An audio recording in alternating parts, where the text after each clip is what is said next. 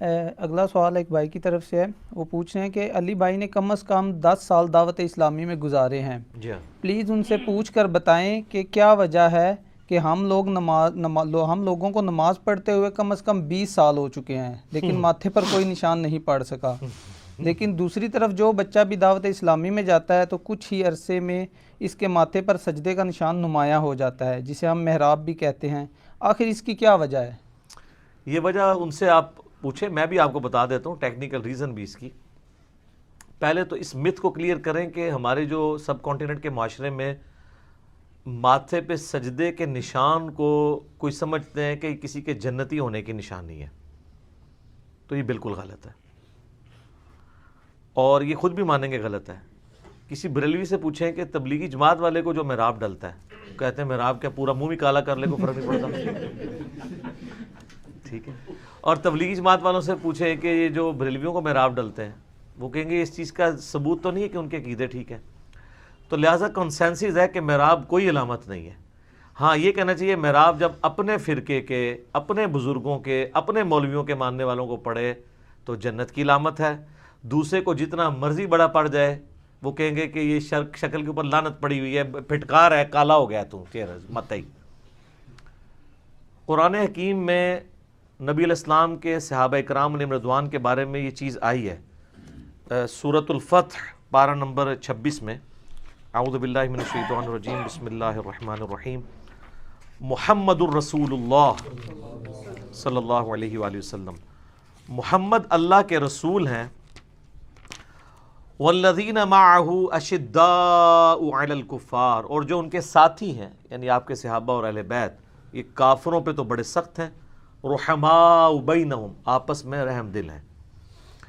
تراہم رکعا سجدا یبتغون فضلا من اللہ ورضوانا، تم انہیں دیکھو گے رکوع اور سجدے کی حالت میں اپنے رب کی رضا جوئی چاہتے ہیں ہر وقت، سیماہم فی وجوہہم من اثر السجود، اور ان کے چہرے پر سجدوں کے آثار نظر آئیں گے، ذالک مثلہم فی التوراۃ ومثلہم فی الانجیل، اور ان کی یہ صفت تورات اور انجیل کے اندر بھی اللہ نے بیان کی تھی نبی علیہ السلام کے جانثار صحابہ کی علیہم رضوان علیہم السلام اجمعین۔ تو اس سے اپلی لیتے ہیں کہ جی ماتھے پر آثار، تو یہ اس آثار سے وہ کہتے ہیں کہ آثار سے مراد ہے کہ فزیکلی نشان، یہ بھی مراد ہو سکتا ہے،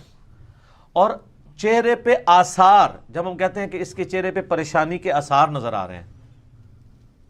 تو کیا کوئی فزیکلی کوئی اس میں کوئی تل نکل آتا ہے؟ نہیں، چہرہ لٹکا ہوا ہوتا ہے۔ خوشی کے آثار، جیسے صحابہ کرام کہتے تھے، بخاری مسلم میں حدیث ہے کہ نبی علیہ السلام خوشی میں آپ کا چہرہ جو ہے وہ سورج کی طرح، اور کوئی کہتا ہے تانبے کی طرح، کوئی کہتا ہے تلوار کی طرح چمکتا تھا، ایک ریزیمبلنس کے لیے۔ تو یعنی ان کے اوپر تقوی و پرہیزگاری کا اثر نظر آتا ہے کہ ان کے ماتھے اللہ کے سامنے جھکنے والے ہیں، چاہے وہ نشان نظر آئے یا نہ آئے، اور ہر بندے کی جلد الگ ہوتی ہے، بعض لوگوں کی جلد کے اوپر جلدی نشان پڑ جاتا ہے، بعض کے نہیں پڑتا۔ اس نشان کو تو چھوڑ دیں، جو ہم تشہد میں بیٹھتے ہیں تو بائیں پاؤں کے اوپر جو نشان پڑتا ہے وہ تو بہت جلدی پڑ جاتا ہے، اس کی وجہ کیا ہے؟ کیونکہ وہ حصہ زمین کے ساتھ زیادہ دیر لگ کے رہتا ہے ایز کمپیئر ٹو سجدے کے۔ سجدے آپ 10 سال کرتے رہے اور پاؤں جو ہے 6 مہینے کے لیے بھی لگائیں نا، نشان پڑ جائے گا، کیونکہ وہ 6 مہینے میں سجدہ تو چھوٹا ہوتا ہے نا، تشہد تو بڑا لمبا ہوتا ہے، وہ زیادہ دیر کے لیے وہ ٹچ رہتا ہے، اور پھر صرف تشہد نہیں، 2 سجدوں کے درمیان جو بیٹھتے ہیں آپ، تو اس کا ٹائم پیریڈ، یہ ٹیکنیکل گفتگو ہے سر، پڑھی لکھی سائنٹیفک گفتگو، جو چیز زیادہ دیر ٹچ کرے گی اس کا نشان جلدی پڑے گا۔ تو یہ جو چھوٹے چھوٹے بچوں کو نشانات پڑے ہیں نا، اس کی وجہ یہ ہے کہ دعوت اسلامی کے اندر یہ ٹرینڈ ہے کہ ہمیں زمین پہ نماز پڑھنی چاہیے، یہ افضل ہے، بات ٹھیک ہے، مٹی پہ پڑھنا افضل ہے، میرے اس کے اوپر کلپ بھی ریکارڈڈ ہے۔ آپ دیکھیں گے کہ اہل تشیع کو بھی محراب جلدی پڑھتے ہیں، کیونکہ وہ مٹی کے اوپر سجدہ کرتے ہیں، وہ ٹکی رکھ لیں یا چٹائی جس طرح بھی۔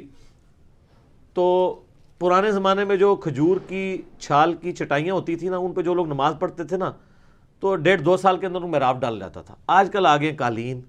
قالینوں پہ نماز پڑھنے سے جلدی محراب نہیں پڑتا۔ تو اب آپ پوچھ رہے ہوں گے کہ دعوت اسلامی کی مسجدوں میں بھی تو قالین ہوں گے، ان کو محراب کیوں پڑھ جاتے ہیں؟ تو ان کے جو بڑا مرکز ہے نا کراچی میں، ادھر کوئی قالین نہیں ہے، ڈائریکٹ ماربل کے اوپر نماز پڑھتے ہیں۔ اور اگر سردیوں میں کبھی قالین بچھانا بھی پڑے صفیں، تو وہ فرض تو قالین پہ پڑھتے ہیں، سنتیں جا کے زمین پہ ادا کرتے ہیں۔ میری بھی اپنی عادت ہے کہ مسجد میں میری کوشش ہوتی ہے کہ میں سنتیں زمین کے اوپر ایٹ لیسٹ سجدہ ضرور زمین پہ کروں، یہ سنت ہے۔ بخاری مسلم میں موجود ہے نا کہ وہ جو ایک شب قدر آئی تھی 21ویں رات، نبی علیہ السلام نے نماز پڑھی تو صحابہ کہتے ہیں آپ نے جب سلام پھیرا تو ہم نے ماتھے پہ کیچڑ کا نشان دیکھا، تو ڈائریکٹ آپ مٹی پہ سجدہ کر رہے تھے نا، تبھی وہ مٹی کا نشان تھا۔ تو یہ شیعہ کی بات درست ہے کہ مٹی پہ سجدہ کرنا سنت اور افضل ہے، لیکن یہ غلوب ہے کہ اگر آپ قالین پہ کریں گے تو سجدہ نہیں ہوگا، یہ غلوب ہے۔ ماربل پہ، زمین کی جنس کی کسی بھی چیز کے اوپر آپ سجدہ کرتے ہیں وہ سنت کے زیادہ قریب ہے، یہ بات ٹھیک ہے۔ اب چونکہ وہ بچے پڑھتے ہیں زمین پہ نماز، دوسرا فقہ حنفی میں ایک بنیادی چیز ہے جو کسی حد تک درست ہے، کیونکہ بخاری مسلم میں حدیث ہے میرے رب نے مجھے حکم دیا کہ میں 7 اعضاء کے اوپر سجدہ کروں، اور پھر نبی علیہ السلام نے کہا وہ 7 اعضاء کیا ہیں؟ 2 ہاتھ، 2 گھٹنے، 2 پاؤں اور ماتھا، اور جب ماتھے کا نام لیا تو آپ نے اشارہ ناک کی طرف کیا۔ یہ جو ماتھا اور ناک یہ ایک ہڈی کنسیڈر ہوتے ہیں، تو یہ فقہ حنفی میں بنیادی مسئلہ لکھا ہوا ہے بار شریعت کے اندر، اس کے اوپر ذرا وہ ایمفسائز کرواتے ہیں کہ چونکہ 7 اعضاء پہ سجدہ کرنا ہے لہٰذا ماتھے کی ہڈی اور یہ ناک کی ہڈی زمین پر جمنی چاہیے، چاہے قالین کے اوپر آپ پڑھ رہے ہیں چاہے نیکڈ زمین کے اوپر۔ اگر نہیں جمے گی تو سجدہ نہیں ہوگا، یہ بالکل ٹھیک ہے۔ بعض لوگ تو میں نے دیکھا وہ ناک لگاتے ہی نہیں زمین پہ، ڈائریکٹ ہی ماتھے ہی لگا دیتے ہیں، سجدہ تو ہو جائے گا لیکن یہ خلاف سنت ہے، ناک کی ہڈی بھی لگنی چاہیے۔ تو وہ اس میں چونکہ غلوب کرتے ہیں اور وہ کہتے ہیں ناک کی ہڈی لگنا ضروری ہے ادروائز سجدہ نہیں ہوگا۔ اب وہ ناک کی ہڈی لگانے کے لیے جس کا ناک تھوڑا سا بھی باہر نکلا ہے، چونکہ ناک تھوڑا، وہ زور لگاتے ہیں، جب وہ زور لگاتے ہیں نا تو ماتھے پہ زیادہ زور لگتا ہے، تو اسے محراب پڑ جاتا ہے۔ اس لیے آپ کو چھوٹے چھوٹے بچوں کو محراب نظر آئیں گے، یہ اس کی ٹیکنیکل ریزن ہے، اور کوئی نہیں ہے کہ کوئی وہاں جانے سے کوئی سوئچ آن ہو جاتا ہے، ایسا نہیں ہوتا۔ ورنہ اگر آپ ایک شیعہ نمازی کو دیکھیں ایز کمپیئر ٹو ایک سنی نمازی کے، تو شیعہ کو محراب جلدی پڑ جاتا ہے کیونکہ مٹی کے اوپر سجدہ کر رہے ہوتے ہیں۔ مٹی کے اوپر، کھجور کی چھال کے اوپر، کسی بھی سخت چیز کے اوپر اگر آپ سجدہ کریں گے تو جلدی نشان پڑیں گے، نرم چیز پہ کریں گے تو نہیں پڑیں گے۔ پرانی ہماری جو بڑی بوڑھیاں تھیں انہوں نے وہ لکڑی کے نا وہ مسلے رکھے ہوتے تھے جو زمین سے 1 یا 1.5 فٹ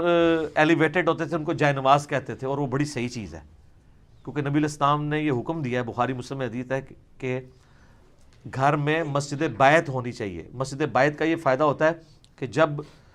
چھوٹے بچے جو ہیں اگر ان کو آپ وہاں جانے سے روکیں گے تاکہ وہ جگہ پاک رہے، تو مسجد بیت بنانے کا طریقہ یہ ہے کہ لکڑی کا ایک جائے نماز ہو جو زمین سے اٹھا ہوا ہو، کل کو اس پہ کوئی چڑھتا بھی ہے تو آپ دھو لیں، وہ لادہ سے آپ کو پتا ہو کہ یہ تو میں نے پاک رکھا ہے۔ باقی عام زمین کو پاک رکھنا تو بڑا مشکل ہے، آپ وثوق سے چھوٹے بچوں والے یہ بھی نہیں کہہ سکتے کہ میرا فلاں قالین بھی پاک ہے، الا یہ کہ اس کمرے میں بچے جاتے نہ ہوں، بچوں کا پتہ ہے جس وقت جدھر مرضی داخل ہو جائیں۔ تو مسجد بیت کا جو کنسیپٹ ہے نا، اس میں اگر آپ دیکھا جائے تو وہ لکڑی کی جائے نماز رکھی جاتی تھی نا، تو اس کے اوپر جو لوگ سجدہ کرتے تھے تو لکڑی کا اثر جلدی پڑتا ہے۔ شیعہ کے نزدیک لکڑی پہ بھی نماز ہو جاتی ہے کیونکہ وہ زمین کی جنس سے ہے، تو آج کل وہ اگر مٹی کی ٹکی نہ ہو تو انہوں نے وہ لکڑی کی ٹکیاں بھی رکھی ہوئی ہوتی ہیں۔ میں خود بھی پریفر کرتا ہوں کہ میں ٹکی تو استعمال کرنے کے حق میں نہیں ہوں، کیونکہ میں سمجھتا ہوں کہ یہ دین کے اندر غلوف ہے۔ اس کی بجائے اگر کسی کو زیادہ شوق ہے تو وہ ایٹ لیسٹ سجدہ گاہ والی جگہ پہ قالین کے اوپر ایک کھجور کی چھال کی چھوٹی چٹائی جو ہے وہ 4 انچ کی یا 5 انچ کی بنوا لے، ٹھیک ہے، یا ماربل کے اوپر ڈائریکٹ نماز پڑھ لے، جس طرح حرم کے اندر ہوتا ہے کہ آپ وہاں دیکھیں گے شیعہ کو کہ جیسے ہی اقامت ہوتی ہے نماز کی تو وہ ماربل والی جگہ پہ جا کے کھڑے ہو جاتے ہیں، کیونکہ ظاہر ہے وہ قالین تو اٹھوا نہیں سکتے، تو وہ پھر ویسے تو حرم مکہ کے اندر تو گرمیوں کے اندر قالین بھی نہیں ہوتے ہیں، ڈائریکٹ ماربل پہ ہی لوگ نماز پڑھتے ہیں، صرف جب ٹھنڈ ہوتی ہے اس وقت وہ قالین بچھاتے ہیں کیونکہ ظاہر زمین زیادہ ٹھنڈی ہوتی ہے، وہ ماربل بھی ٹھنڈا ہوتا ہے۔ تو ٹکی وغیرہ میں نے ادھر ان کو استعمال کرتے ہوئے نہیں دیکھی، شاید وہ شرطیں ان کو منع بھی کرتے ہوں اس لیے، تو اس کا انہوں نے سلوشن نکالا ہوا ہے۔ تو ماربل والی جگہ آپ کو بہت زیادہ مل جائے گی حرم کے اندر، حرم مکہ میں بھی، حرم مدینہ کے اندر بھی۔ تو یہ محراب پڑھنے کے پیچھے لاجک یہ ہوتی ہے۔ آپ بھی سر شوق ہے نا محراب ڈالنے کا، تو آپ بھی ذرا کھجور کی ایک چٹائی خرید لیں، ٹھیک ہے، اور آپ جو سنتیں ہیں نا وہ آپ گھر آ کے ادا کرنا شروع کریں۔ 1 سال بعد محراب نہ پڑے آپ مجھے پکڑ لیجیے گا، سال سے پہلے ہی پڑ جائے گا، لیکن اس محراب کی وجہ سے کوئی ایسا معاملہ نہیں ہونا کہ آپ کے کوئی جنت دوزخ کا فیصلہ ہونا ہے. یہ بات ٹھیک ہے کہ بخاری مسلم میں حدیث ہے، نبی علیہ السلام نے فرمایا کہ میں اپنے امتیوں کو قیامت والے دن پہچان لوں گا. تو صحابہ نے کہا یا رسول اللہ آپ کیسے پہچانیں گے؟ آپ نے فرمایا کہ اگر بہت زیادہ گھوڑے ہوں اور ان میں ایسے گھوڑے ہوں جو چتکبرے ہوں، جن کے کلرز وائٹ اور بلیک مکس ہوں، تو وہ ممتاز ہو کے نظر نہیں آ جائیں گے؟ تو صحابہ نے کہا نظر آئیں گے. تو فرمایا کہ میں اپنے امتیوں کو اعضائے وضو کے چمکنے کی وجہ سے پہچان لوں گا، یعنی جن کے اعضائے وضو چمک رہے ہوں گے وہ میرے امتی ہوں گے. شکر ہے آپ نے اعضائے وضو کہا ہے، اعضائے سجدہ نہیں کہا. تو یعنی وضو جو بندہ کر رہا ہے نا، قیامت والے دن اس کا ماتھا کا پورا چہرہ ہی چمک رہا ہوگا. تو مراب نہ بھی ڈلے، ٹینشن نہیں لینی، وضو کرنے دی برکت نال بھی سب کچھ ہونا ہے. ٹھیک ہے، لیکن اعضائے وضو کا چمکنا بھی اس چیز کی گارنٹی نہیں ہے کہ آپ جنت میں جائیں گے. یہ صرف رسول اللہ کے امتی ہونے کی گارنٹی ہے، کیونکہ پولیس رات کے اوپر چھانٹی ہونی ہے. پولیس رات پہ اللہ تعالیٰ قرآن میں فرماتا ہے نا کہ سورہ الحدید کے اندر، سورہ التحریم کے اندر، کہ وہ منافقین مومنین سے کہیں گے ہم دنیا میں تمہارے ساتھ ہوتے تھے، نمازیں پڑھتے تھے، سب کچھ تھے، یعنی اوپر پر سے مسلمان تھے. ایون قادیانی وہ بھی کہہ رہے ہوں گے ہم بھی نمازیں پڑھتے تھے، تو ہمیں اپنے نور میں سے دے دو کچھ. عزائے وضو ان کے بھی چمک رہے ہوں گے، لیکن پولیس رات پہ آگے چھانٹی ہو جائے گی. وہاں پھر اسی نے آگے نکلنا ہے جس نے کوئی سونا جا پیر پکڑیا ہوا، بشرطے کہ وہ پیر او ہوئے جس نو قرآن اچ پیر کیا گیا، اور وہ ہوتا ہے وقت کا پیغمبر. ٹھیک ہے نا، جو سورہ بنی اسرائیل میں ہے کہ ہم ہر شخص کو اس کے امام کے ساتھ اٹھائیں گے. وہ کہتے ہیں قرآن میں لکھا ہے اماموں کے ساتھ اٹھایا جائے گا. سر قرآن نو یہ پتہ ہی نہیں ہے اس اعتبار سے، جو اللہ تعالیٰ کہتا ہے کہ میرے علم میں تو نہیں ہے زمین و آسمان کے اندر کوئی ہستی جسے میں نے اپنا نائب بنایا ہو. کیا انداز ہے کہنے کا. مراد یہ کہ جب میرے علم میں نہیں ہے تو تم نے کہاں سے گھاڑ لی، یعنی ہے ہی نہیں ہے. جب اللہ کے علم میں نہیں ہے تو مینس وہ چیز ایگزسٹ ہی نہیں کرتی. لہذا قرآن میں انبیاء کے علاوہ کوئی امام ایگزسٹ ہی نہیں کرتا جو امت کا امام ہو. بخاری مسلم میں آتا ہے نا، عبداللہ ابن مسعود کو نبی علیہ السلام نے بلا کے کہا کہ عبداللہ قرآن سناؤ. کہ یا رسول اللہ قرآن آپ پہ نازل ہوا ہے، میں آپ کو سناؤں؟ فرمایا مجھے دوسروں سے سن کے مزہ آتا ہے. تو انہوں نے سورہ نساء پڑھنی شروع کی. پڑھتے پڑھتے سورہ نساء کی آیت نمبر 41 پہ پہنچے کہ وہ وقت کیسا ہوگا کہ جب ہم ہر امت میں سے ایک گواہ کو اٹھائیں گے، اور اے نبی علیہ السلام ہم آپ کو گواہ اٹھائیں گے اپنی امت کے بارے میں. تو آپ نے کہا عبداللہ بس کرو، عبداللہ بس کرو. تو کہتے ہیں میں نے نبی علیہ السلام کی طرف دیکھا تو آپ کی مبارک آنکھوں سے آنسو جاری تھے کہ مجھے قیامت والے دن اپنی امت کے خلاف گواہی دینی پڑے گی.